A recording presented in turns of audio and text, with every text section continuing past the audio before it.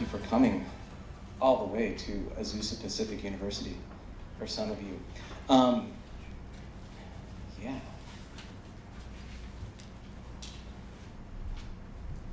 So like I was saying earlier, this is our second annual Global Game Jam. My name is Tim Samoff. I'm the program director of the Games and Interactive Media program here at APU. In fact, this is our first year of existence, and we've got an amazing cohort of students who are already making games, which is pretty exciting. I'm really happy to organize this event again because last year was just such a blast and we had a really good time. So it's now time for me to introduce a very special guest who actually flew all the way here from Colorado, where he lives, to join us, and not only to give a talk here for us tonight, but possibly to join us for the entire weekend to make games. So we'll see what happens. Ryan Green is a digital interactive artist, programmer, and video game designer currently focused on narrative VR experiences and serious games. His early career was spent as a UI UX designer, programmer, and software architect for DaVita Healthcare, a Fortune 500 company. Ryan led the design of medical record and scheduling systems for over 10 years, then made the transition to interactive media and video games in 2010, serving as a lead programmer, game designer, and producer at Soma Games until 2012. Ryan currently serves as head of narrative for Numinous Games, a studio he co-founded in 2012. Numinous Games' first title, That Dragon Cancer, was created as a poetic memorial to Ryan and his wife Amy's third son, Joel, and Joel's fight against terminal brain cancer. That Dragon Cancer has received broad critical praise, winning a BAFTA award in 2017 for innovation, as well as a 2016 Peabody Facebook Futures of Media Award. Ryan was featured in many publications, including Wired, New York Times, The New Yorker, LA Times, and The Guardian. He has spoken about the creation of the game at conferences around the world, including TEDMED, PopTech, Tribeca Film Festival, and the Seoul Digital Forum in South Korea, as well as featured on the popular radio program Radiolab and the CBS Sunday morning television program. Ryan was a subject of the feature documentary Thank You for Playing about the creation of That Dragon Cancer. The film received a News and Documentary Emmy Award for Outstanding Arts and Culture Documentary in 2017. So without further ado, let's welcome Ryan Green to the stage for our Global Game Jam 2020 keynote address.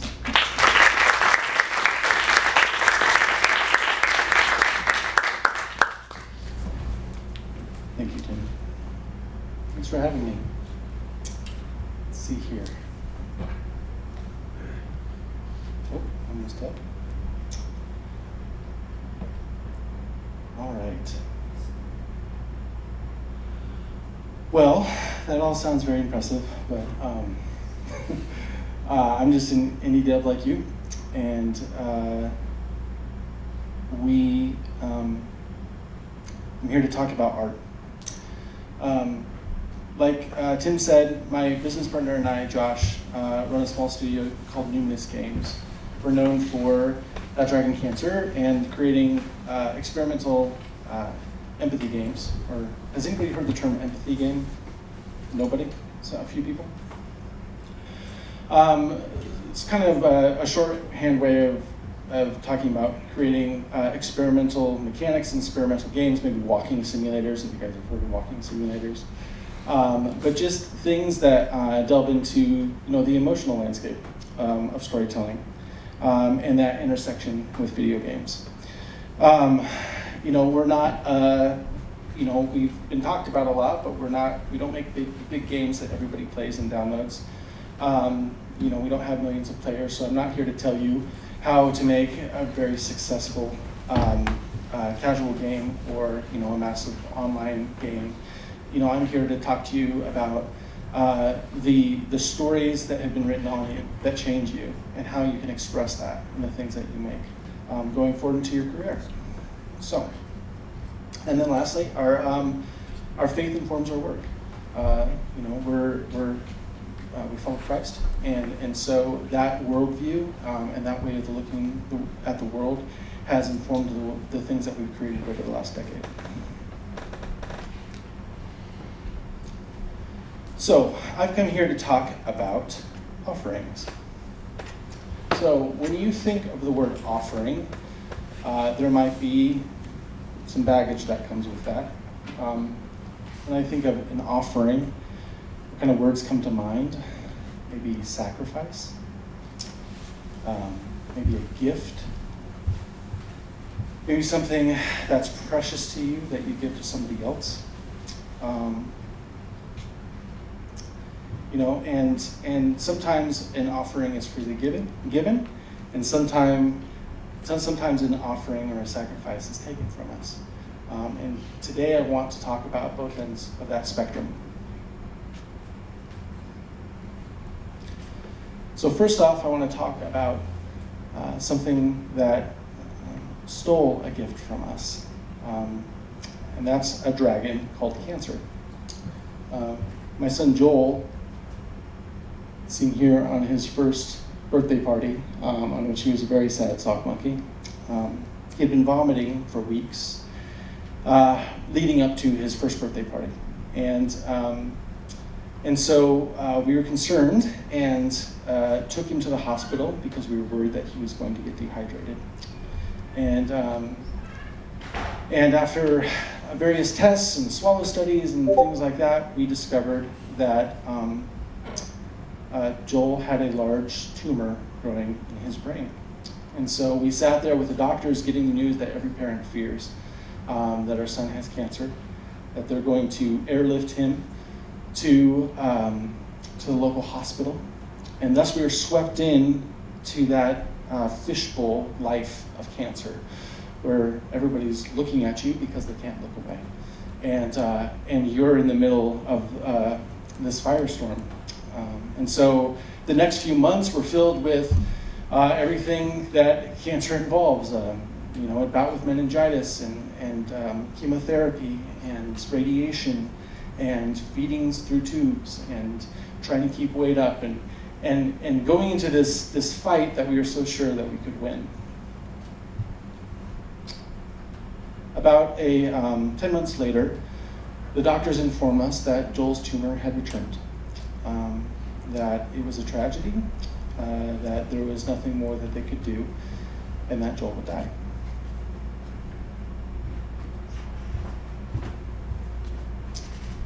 I spent a lot of my life wanting to create art. But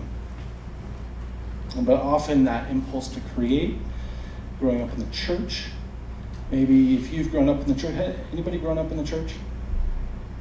Okay, quite a few of you. Often that desire to create was always married with sermons and being sermon illustrations. If you're the media person, you're always, all of your stories and all of your art is meant to convey some truth, right? Some certitude, some factoid that you can give to other people. And I think that for me, I often wanted to create out of that ideology, right? That apologetic, that quest for being able to communicate truth. And instead of making art based on the experience that I've lived. Which means that if I created without understanding pain or loss, that it could hurt people.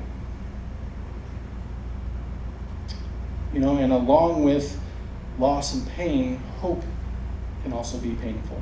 Has anybody hoped or prayed for something that didn't come to pass? So oftentimes we find ourselves as artists caught between the loss and the hope and wondering what to do with it. And so I want to take a moment to stop and think about, as game designers and aspiring game designers, why do people play? Why do people play games? Some people might play to escape trouble at home, maybe to find identity, maybe to find community, maybe to find intimacy, pleasure, power, freedom, any of those things. And when you think about that, think about how you're similar to those people. What are the reasons that you play games? What are the reasons that you want to make games? So I hope you'll contemplate that as we continue through this story of my son Joel. You know, speaking of hope, Joel didn't die. The tumor didn't behave as they expected. And so, after some radiation, some radiation that was meant to just ease his discomfort, we found that he was cancer-free, for lack of a better term, for a full 6 months. And that few months that we thought we had with him turned into years. And so his second birthday came and went. His third birthday came and went. He turned 4. And we allowed ourselves to hope that maybe Joel's life would be special, that Joel would recover, that he would beat the odds, that he would overcome his terminal prognosis, and that he would live. And even if he didn't, maybe we would see the miraculous. And this seemingly miraculous journey that we were going through, we wanted to share with the world. You know, we grew up wanting to communicate the truth and the certitude of what we believe. And so we were willing to put ourselves out there.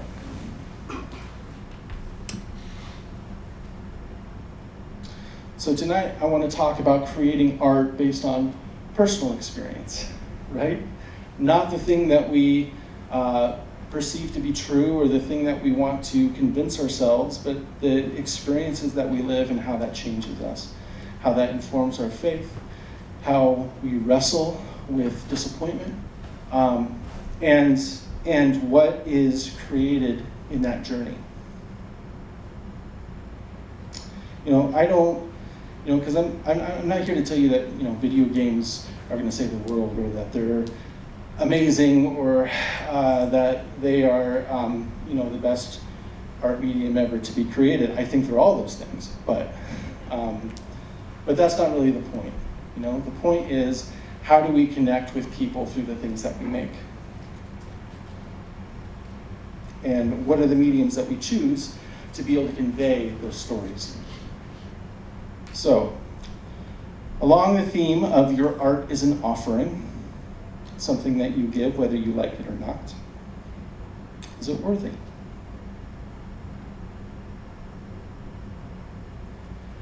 You know, my wife and I are creatives, and always have been, and so in the story of Joel, we expressed ourselves in many different ways. On the left there, you'll see a blog that we started right after Joel got sick. It was the place that my wife could share updates about Joel without having to make so many phone calls. It was a place where I shared art, like you see there. And of course it had scripture overlaid, and it was very stark. The center there is a children's book that we made in an effort. I wanted to learn to improve my skills as a 3D artist, and so we made a book called He's Not Dead Yet. And then finally on the right there is a short film that we made. We were always experimenting, always looking for ways to express our story. You know, and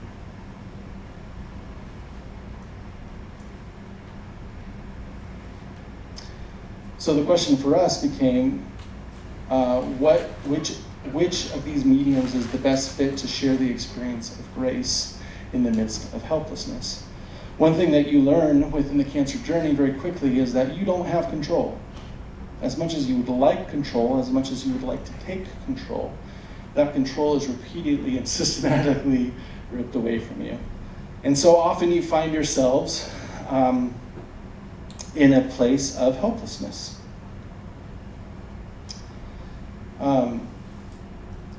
And there was a, I'll get to that. But in experimenting with ways that we could express what we were going through with Joel and what was happening to us, I started to experiment with games. More specifically, interactive art.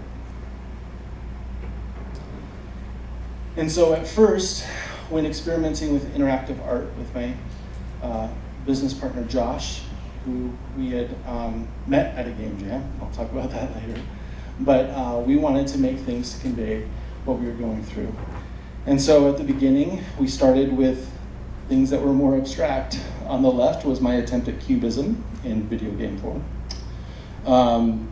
In the middle were some early concepts of an allegorical and fantastical landscape with a large crack down the middle. This idea of cancer being inside geographical landmarks and what effect that would have on an environment. On the right, something I called arrhythmia. So thinking about what are the kind of symptoms that Joel was experiencing during all of this.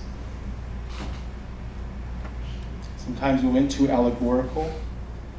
This was a cathedral that I designed that was meant to convey you know how as Christians we believe that the Spirit of God inhabits his people, inhabits bodies. And so this idea that our body is a temple and what would it look like in organic and physical form. Conceived of this city with a lighthouse with sickness in the midst of it, and started experimenting to various degrees of success with concepts around that. Even getting as far as to contemplate what does sickness look like in our society and how does it affect us at a broad scale.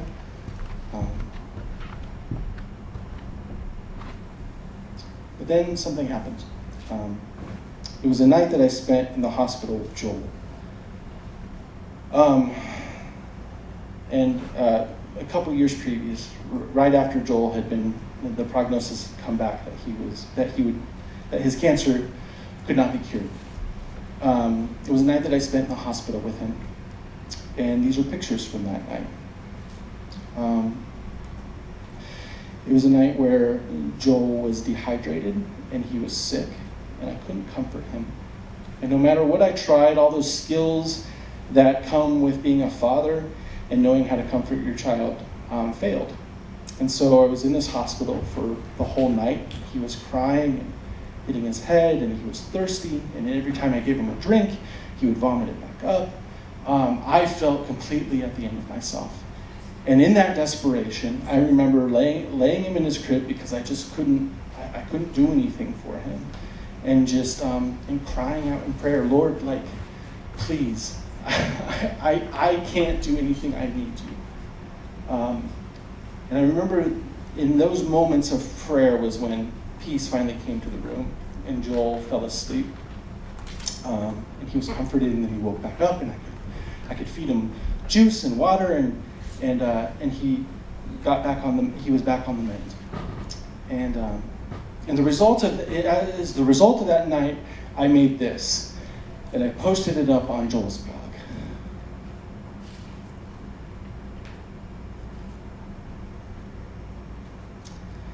And that evening stuck with me as we contemplated trying to share Joel's journey with cancer and trying to share our journey with cancer with the world. And it started to take the form of a poem.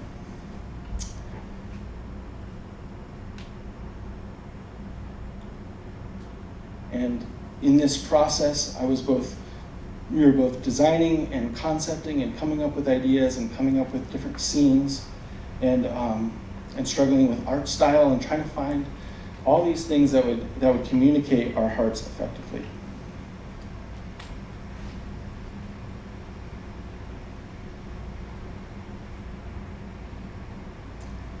And in the end, what I created was a poem in a tool called Twine. Has anybody used Twine? It's a tool based in HTML that allows you to create interactive stories. So think of it like just a wiki with some special formatting to allow you to play interactive games. And so what resulted was a recreation or a retelling of that night I had experienced with Joel. And next I'd like to share with you a scene from the game that shows that.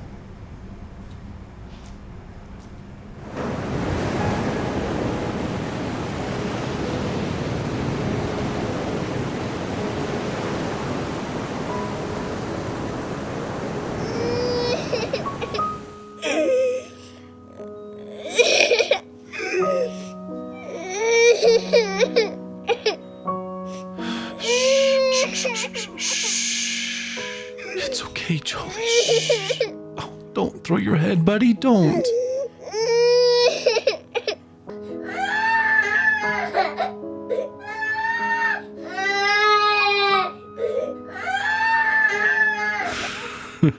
He drinks it greedily. Big, deep gulps. Okay, Jolie, that's enough. Breathe, kiddo. And he does. And I wipe his face of snot and tears and juice. And then he vomits, and I catch it. I always catch it. No! Don't hit your head on the bars, Joel. Joel! I know you're mad. Please stop. Please. Stop. I shake. I weep. I pray. I plead. I need peace. You are there. I want you here. I want you to call my son. I cannot. And you've brought us this far. He's still here, not dead, not there, with you. Oh God, I want him here with me. Please.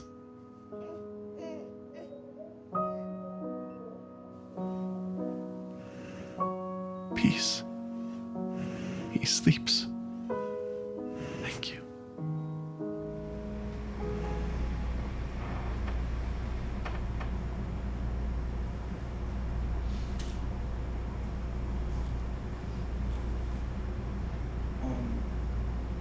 Joel lived for 4 more years. 3 more years passes when his cancer came back. And we saw many things that gave us hope and many miraculous little wonders.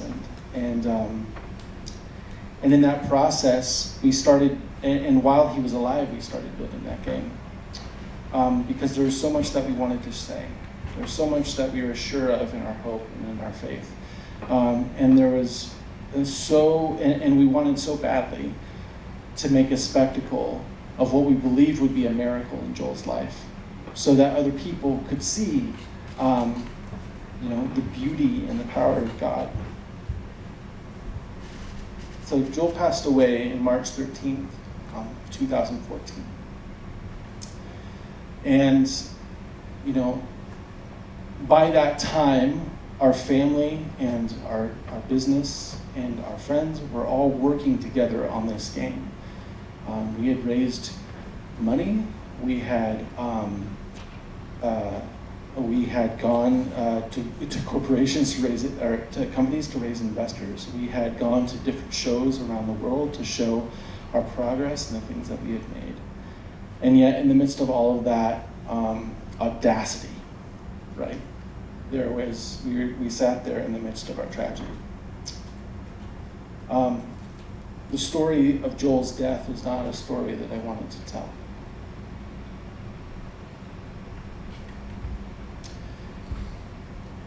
And as we were, all the things that we had intended to say, all the details that we had intended to include, didn't really stand up under the weight of all of that. What we really wanted was Joel back. And so in our design of this experience, in our design of the expression of the story, we started to ask ourselves, where's Joel and who's taking care of him?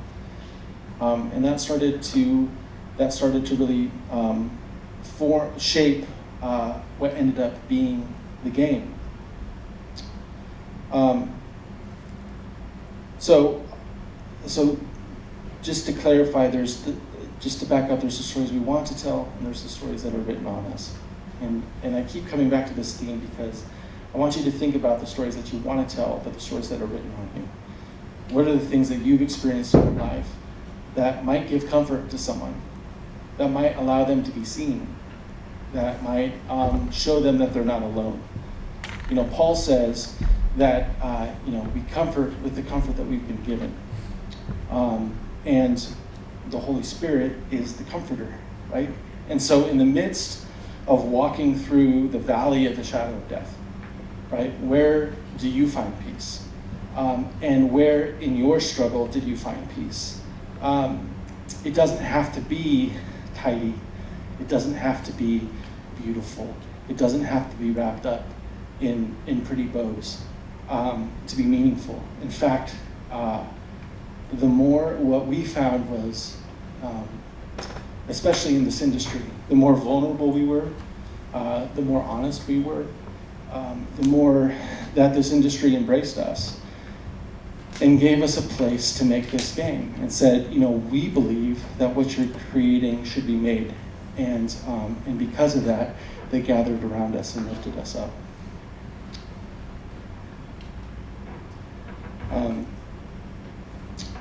I'm going to move through this kind of quickly. Has anybody seen that Dragon Cancer or played it? Any people? Okay. So there's a scene near the end of the game where we say goodbye to Joel, and it takes place in that cathedral. The cathedral I was talking about earlier, the one that was made of flesh and stone, right? That cathedral went through many iterations in the process of making this game, and at the beginning of that process, there were all the things I wanted to say about religion and all these things I wanted to say about idolatry, sin, and all of this, right? And so you'll see through these upcoming concepts that I show you, lots of stuff going on, right? And just imagine that everything there is there for a metaphorical and intense reason. So these are some of the early chapel iterations that we built in the game. Playing with this idea of the organic nature of our bodies and the edifices that we create to worship God. I drew from different architecture and really wanted it to feel organic. And then came the invasion of disease.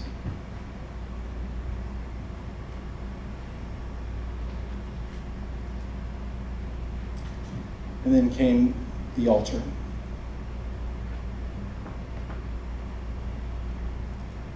And then the ways in which we maybe systemize our faith, or defile our faith, or, this bottom left one right here is a machine that's a food pump. Lots of different things that within the context of a space of worship might make you feel uncomfortable. And in the end of all of this iterating,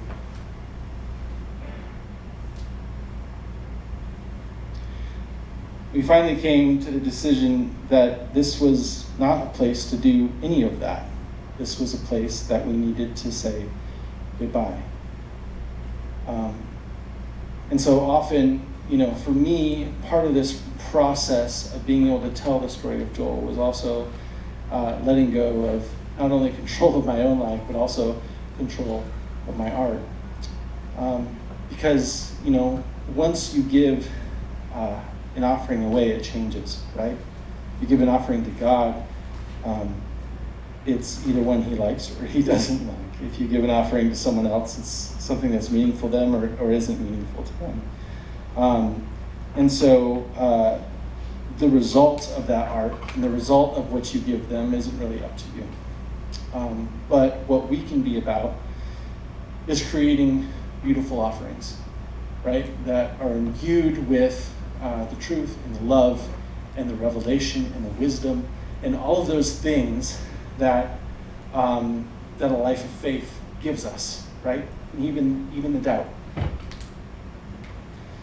So in this next section, I'd like to talk about this idea that, if we were to give an offering, depending on who it's to, would kind of define maybe how much effort we put into it. And what I would suggest is that people are worth investing in.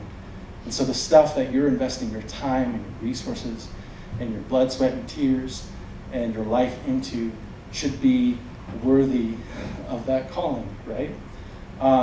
And part of that is this idea of being ready. My wife, Amy, and I met in high school. This was our local entertainment section newspaper back when I was a junior and she was a sophomore. This is, I believe, while we were dating. So, thus my beautiful hair and the lovely looks.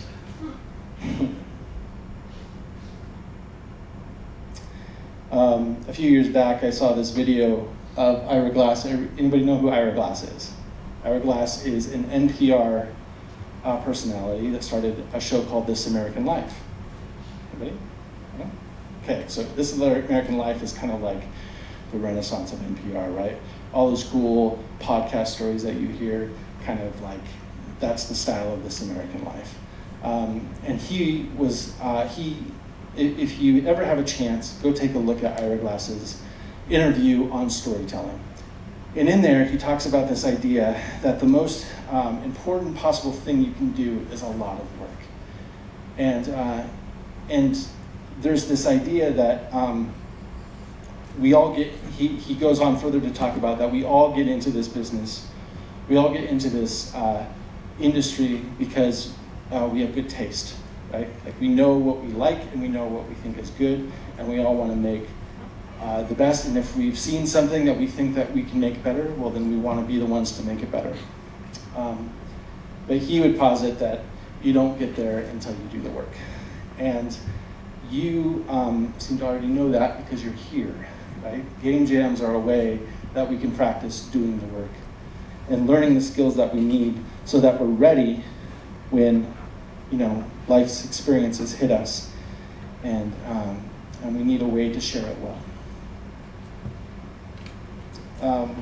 As Tim said in the introduction, I worked in healthcare for 10 years. I got out of high school wanting to make movies and wanting to make art, and instead went into healthcare because it was the dot-com boom in the early 2000s, and that's where the jobs were. But partly due to Joel's illness, and partly with the growing unrest with just working in healthcare, and the advent of like the iPhone and things like that, I thought about getting into games. And so that led me to Soma Games. And Soma Games are a small game company made up of Christians. I would say that they aim to make work that is good, true, and beautiful, but they're not a Christian game company. They're a game company full of Christians, right? And so I spent a couple years there learning how to make mobile games with them. Previously, these are Amy and I, while I was working in healthcare, made videos.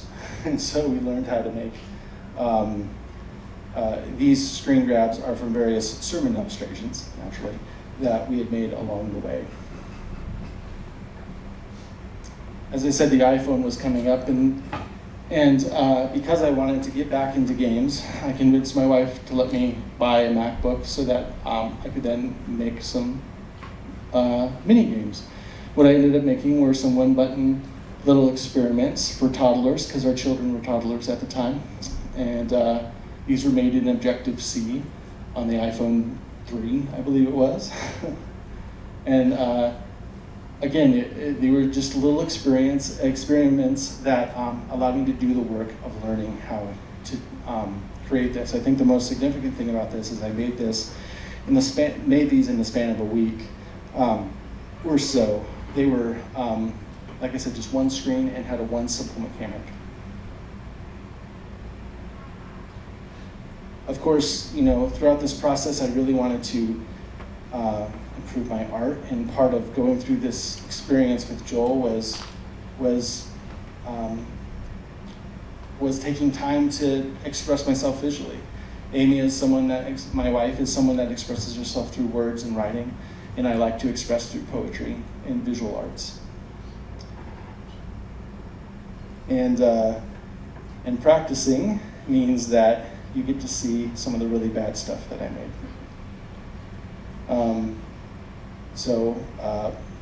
Issues with proportion, as you can see in the top left. Issues with, style on the bottom right. Issues with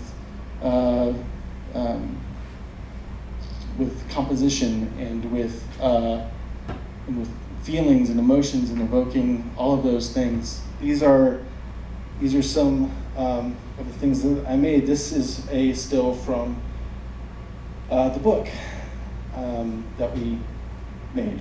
And this was me learning how to use Blender and try to create compositions that evoked emotions. Some of them were more successful than others. I particularly like this one. This one is not as good. And sometimes some of them are downright terrifying. But again, I had to do the work to discover what I could do and do well. Eventually, I stumbled upon a style that I felt like I could continue to work in. You can spend a lot of time trying to chase realism. And if you're going to be a AAA developer, awesome, you have to do that. But a lot of times in the indie landscape, we can find ourselves creating more expressive art styles, things that communicate feeling, but aren't necessarily the most realistic. This was getting there, but it was still a little bit disturbing because of the empty eye sockets. But eventually, we stumbled on an art style that felt more appropriate to the feelings that we were trying to convey. On the bottom left there is rather a terrifying model if you look at it, but then lighting and composition can save it, right? But the low poly look was something that we moved forward with. And what was most important to me, one of the most important things to me was that I was able to express visually what we were going through, and I wanted to participate in that. So that's what I put most of my time to early on in the project. So, in the end, my encouragement to you is to do a lot of work until your skill matches your taste. And discover broader art styles than just realism when you're thinking about expressing your art. So if your art is offering, is it precious? What I mean by that is, sometimes we think about wanting to create meaningful experiences in art in video game form, but we don't let the thing that we're talking about affect us. Maybe there's personal trauma involved, maybe there's a history involved, but there's a few examples that stick out to me in going through this journey. Is that part of creating that Dragon Cancer was we were communicating something that we were going through. And I remember one designer once called me up and said, "Hey, I'm working on a project that has zombies in it, but one of the characters has cancer, and another one has depression, and another one's dealing with suicide." And he wanted to talk to me about the cancer angle. And my response to him was, "Well, do you have any experience with cancer?" "Well, no." "Well, what do you have experience with?" Sometimes we think of these emotions and these meaningful game mechanics and these stories as features to be added to a game. I would encourage you not to do that. I would say that emotion is not a feature, but it is a byproduct of the things that you create. We made this mistake in making our short film. This is a film that we probably will not show publicly again, but it was part of doing the work of trying to become a better artist. And this was while Joel was sick and he was alive, and we had made a film about a couple losing their child. And we played the parents in that. Looking back, I realized a few things. One is that we hadn't earned the right to make that work. And two, our imagined experience versus our actual experience was much different. And that was pretty evident to us. And so it was evident to us, it would have been evident to other people. And so in that regard, my encouragement is to use, you don't have to fake it. Not everybody has this story of ultimate tragedy, but you have these little moments in your life that change you. And those moments in that life that change you, you can find wisdom and revelation in. And those are things those little morsels of food are things that you can share with other people. I like to think of it maybe not as food, but as water, right? What's water to you? Something that might be, my pastor used to say, something that's water to you might be wine to someone else, right? And so when you examine yourselves and examine the things that you go through, it might seem simple to you because it was your normal. It was the thing that you went through, but it could be something precious to someone else. And so I'd encourage you, whether you're making the most fun, joyful, silly game, or whether you're making a deeper, meaningful narrative to you, whatever the genre is that you're working in, I would encourage you to make sure it's precious. And so in that, this is one of the oldest advice in the book, right? Write what you know, because it makes you credible, makes you trustworthy, and it gives you freedom to experiment. One of the things that happens within a cancer or a chronic illness journey is this element of dark humor, right? When you're in the middle of these hard things, the jokes might get dark, but they're cathartic, and they're real, and they're the things that people that have that shared experience would recognize. And so, having gone through that, you not only have the credibility and permission to be able to go there, but you will also be able to reach people in a more authentic way. Okay, your art is an offering. Is it valuable? This is a little bit different than precious. In the game jam context, you're going to be making small things. But once you discover through your work of making small things something that feels like it could be a bigger, more significant project, I encourage you to pick projects that are valuable to you enough to risk your time and your effort and other people's money, right? And so make sure it's something worthy of your efforts. For us, our team kind of came together providentially. Josh and I, or of course, Amy and I met in high school. Josh and I, the third one from the left, met at a game jam that he hosted, that I'll talk about in a few minutes. John, the fourth one from the left, I met at a local coffee shop. Turns out he's a world-class composer and also a programmer. And so he both was the sound design, composition, and helped us with making tools and making scenes and programming in the game. Ryan, fifth one from the left, is an artist that we met through a friend. Mike is my best friend from 8th grade. And Brock is a friend I met through the Christian game developers community that's based out of Portland. And so in all those ways, building a team meant becoming part of community, right? Your oldest friends, your loved ones, your business partners, your community members, your schoolmates. These will all, that's what came together for us to make this work. And what was beautiful about it is that they were all there to honor Joel's legacy and to honor Joel because they knew Joel and they played with Joel and they knew what he was like and they loved him.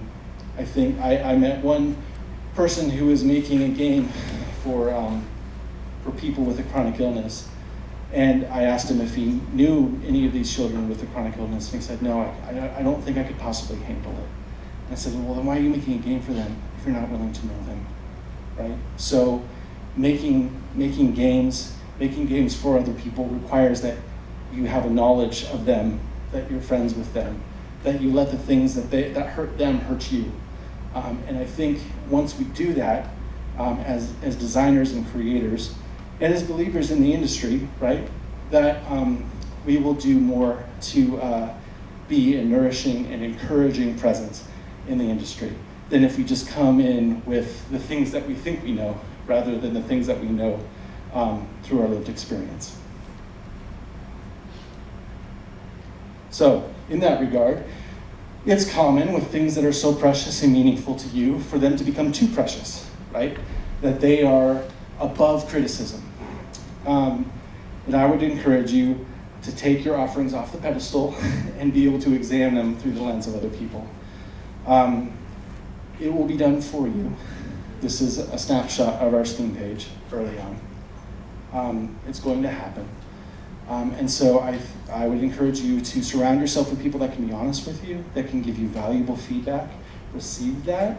If it's something that's so precious and so important, you feel like you're the only one to be able to say it, then I would say that maybe you should lay down some of that pride, because what happened with us is that it's hard for people when you're dealing with something that's tragic to be honest about your work, and we worried about that, right? The stuff that we were creating, we wanted it to be good.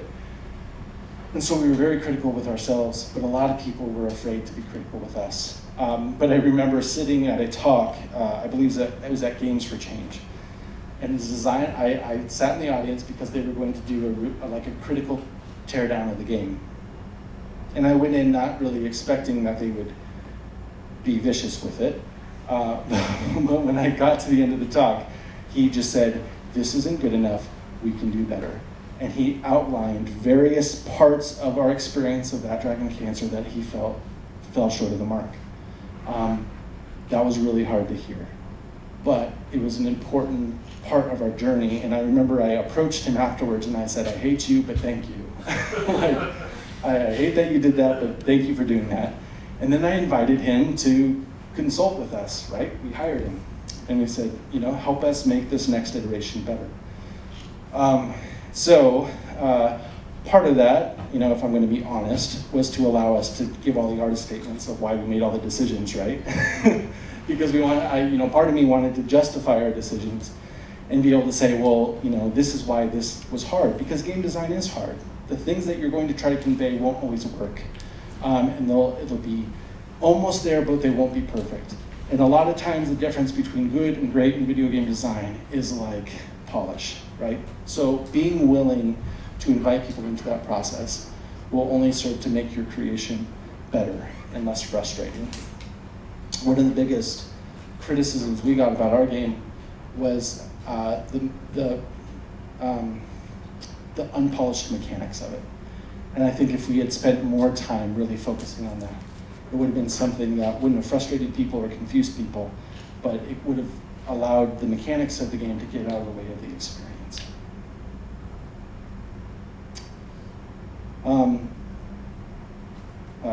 Finally, if your art is an offering, is it sacred? I really admire this quote from Stephen Colbert. He was talking about the Charleston massacre that happened a few years back, where the man entered a church and murdered a number of people.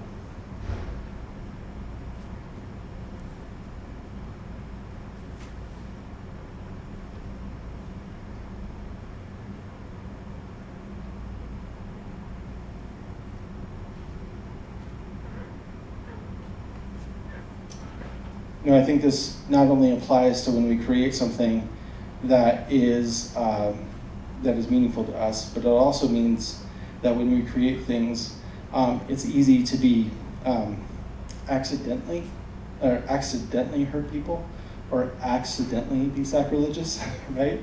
And so, what I would encourage you as designers is really consider, you're inviting players into a world that you created in your game, and you're asking them to play along with you, right?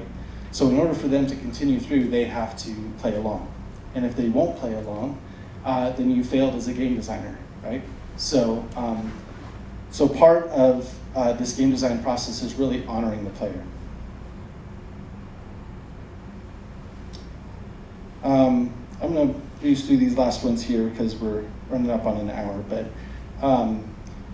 I think you get the point. What I'm getting at is be intentional about your work. Don't be accidental about it. Don't be lazy about it. And really consider others in the things that you're doing. going to skip over these things.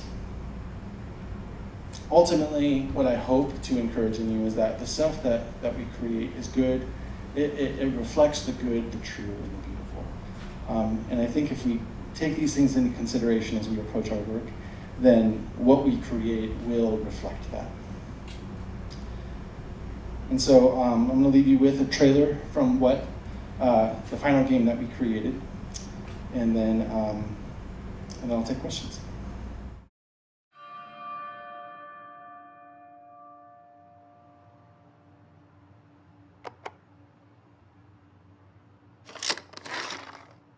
Farmer Bill plays building blocks with the cows.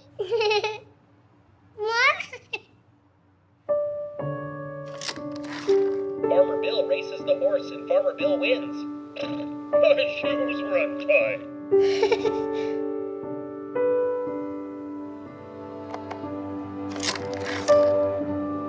What does Joel love? Wawa. In cups, bathtubs, and the warm, wet tongues and the cool fur of Das. And maybe the sweet mois of daily affection.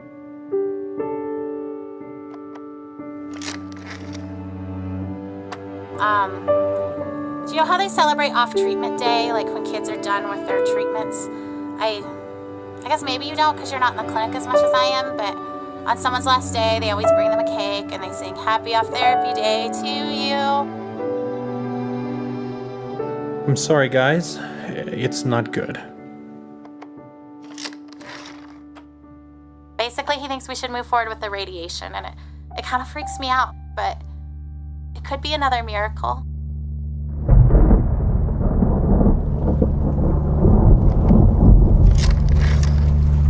There's a story in the Bible where Jesus and his disciples are on a boat. And a furious storm hits the sea, and everyone thinks they're gonna die. And where do you think Jesus is? He's asleep in the back of the boat.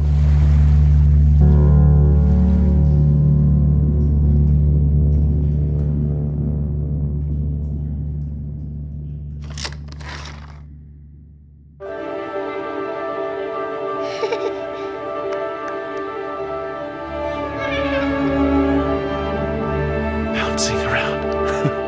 Do you like that? Oh, I love your giggle.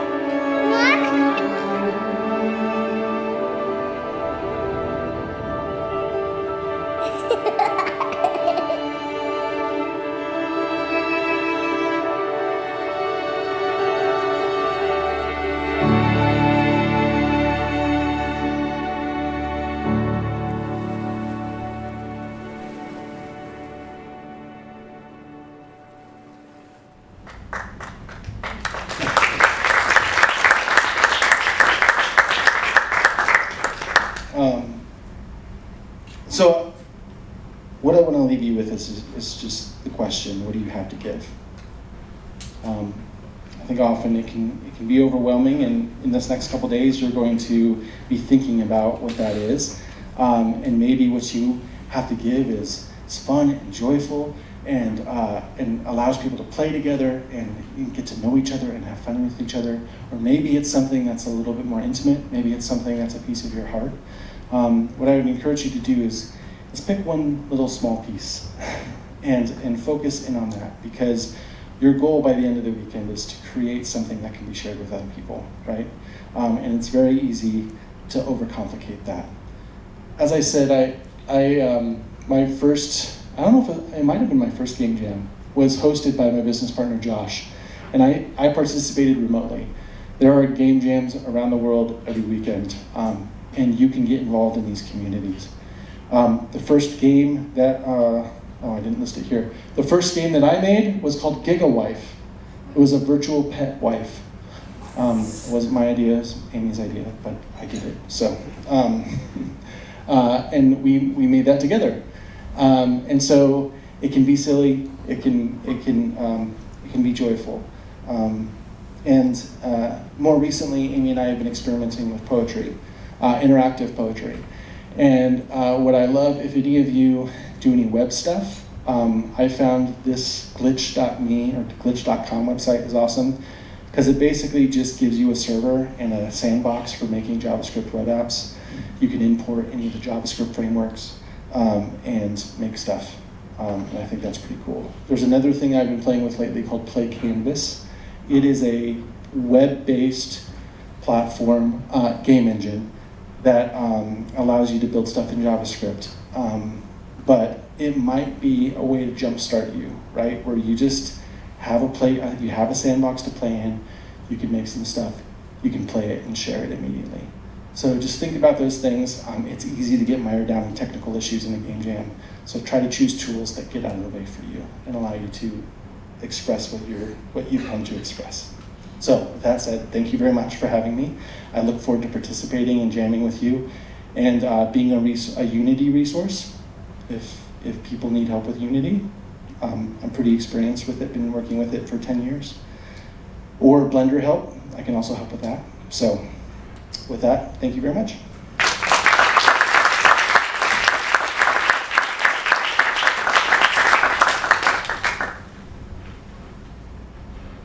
Are the sound clips of Joel? So the question was, are the sound clips of Joel? Yes and no. It was very important to me not to put Joel's cry in the game. So the cries that you hear are not him. They were sourced from other sound sources. There's audio from our home videos in the game. And so a lot of times what you'll experience is a mix of real home videos as well as dramatized things that we recorded ourselves, kind of mixed together. And then at certain points in the game, Joel was never really verbal. He learned a handful of words.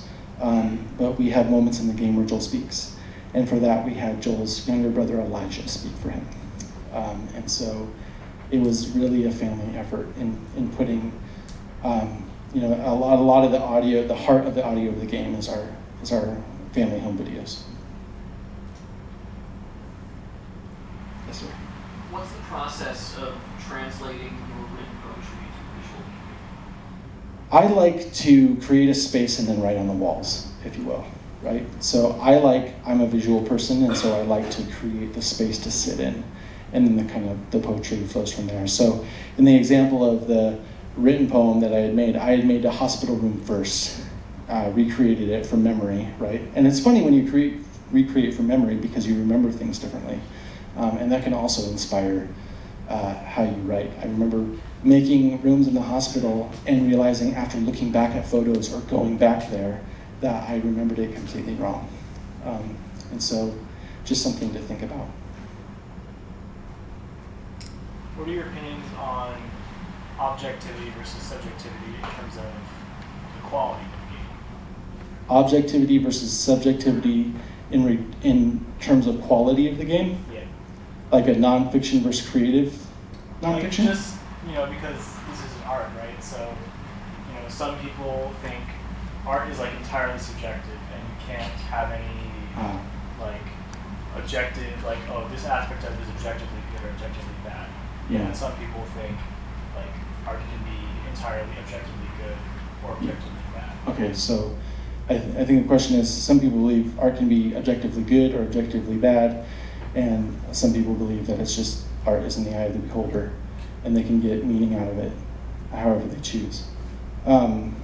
That's probably, my feelings on that have probably changed over time. I went in wanting to inject truth into art, and what I came up back with was questions. And so I am more aware now going through this of how people's own trauma affects the way that they receive the things that I made. And so I think if I want to better communicate something as an artist, like my intent as an artist, I have to consider that trauma, right? And like design for it. So I would say that the reality is that art is subjective, but if I want to try to convey something objectively true, right, then like I have to consider other people in that process. And so I think that just makes us better communicators and designers. But I think there can be a freedom in being like, well, what do you think, right? How does that strike you? The beautiful thing about game design is that can be folded into the design process, right? So like you can have different experiences for different people. And I think that's a really beautiful part of the art form. And those conversations can happen depending on who the person is. You put enough of those perspectives in there, then it becomes a beautiful journey for each individual. So yeah, does that kind of answer? I'm not as familiar with the philosophical underpinnings of it. Yeah, that's So. Thank you. Yes. Can you talk a little bit more? This is obviously a very personal project. Any advice you have for how to handle criticisms of this kind of thing, and how do you take other people's opinions and mold them into the work? Advice of how to take opinions, critical opinions, to something that's personal.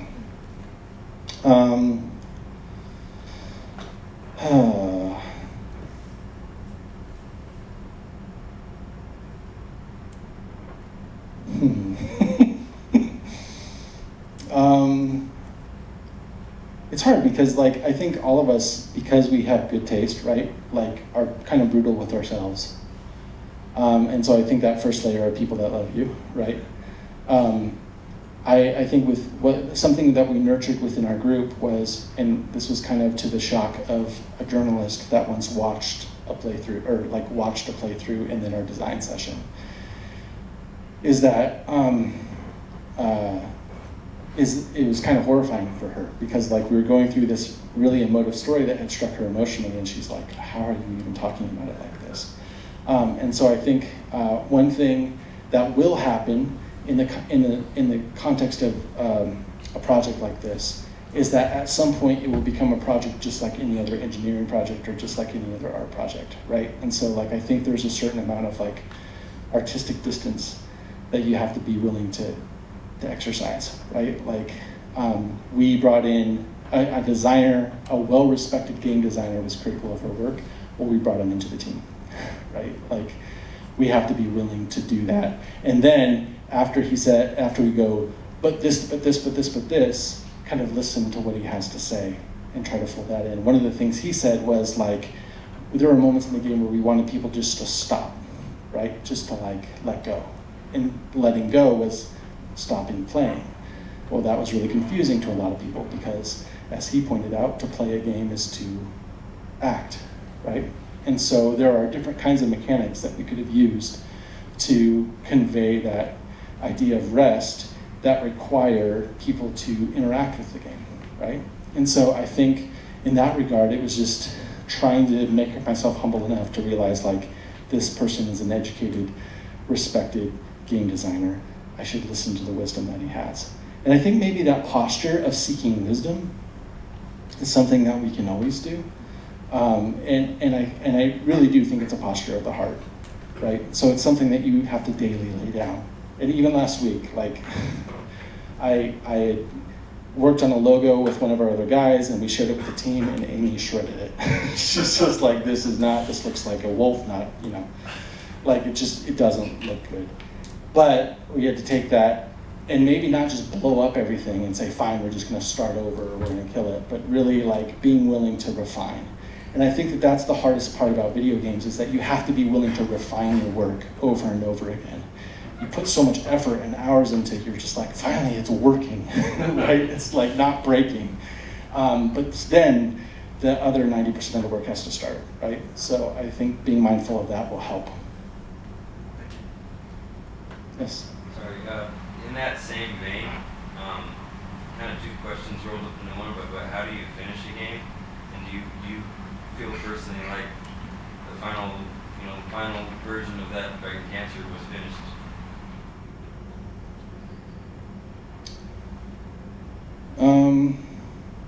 I think it could have been better. Sometimes life just forces you to release something. You run out of money or time, or both, and you have to do it. And so I think the hardest thing to enforce and follow to self-enforce and follow as a designer is to control your scope. And I think often the mistake that's made is the enemy to finishing our features, right? Because you're always just like, oh, and I could do this and this and this and this. And so again, like, do one thing well, do one mechanic well, say one thing well. Because if you do that, well, you can make a lot of small games, right? And then eventually you can take all those things you learned and make a bigger game. So I would encourage you to choose small things and ship often. And what I mean by shipping is like show it to other people, right? Because I think at that point, what you can realize, you might not realize you're not done. Or after other people playing it, you might realize you are done. So I think it just means like be humble enough to seek other people's input in the matter, and be disciplined enough to keep it small enough so that you can release it. And that's something that I'm still learning, because you think so big and you don't think small enough. Like, what if I just wanted to say one thing? Like, how could I do that effectively? We're competing for time and energy, and like there's thousands of games or hundreds of games being released a day on Steam or every week or whatever it is now. And there's a couple million, over 1 million games on the App Store. Like, there's a lot of noise, right? And people only have so much time. And so like, what are the things that how do you want to spend your players' time? And if we think of that, we might make different things.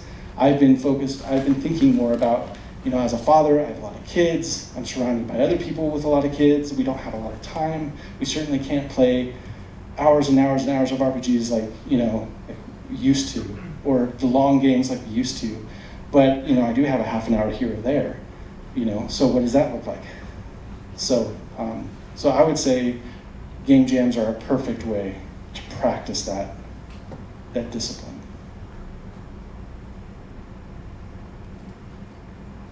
Cool. Thank you. Let's thank Ryan.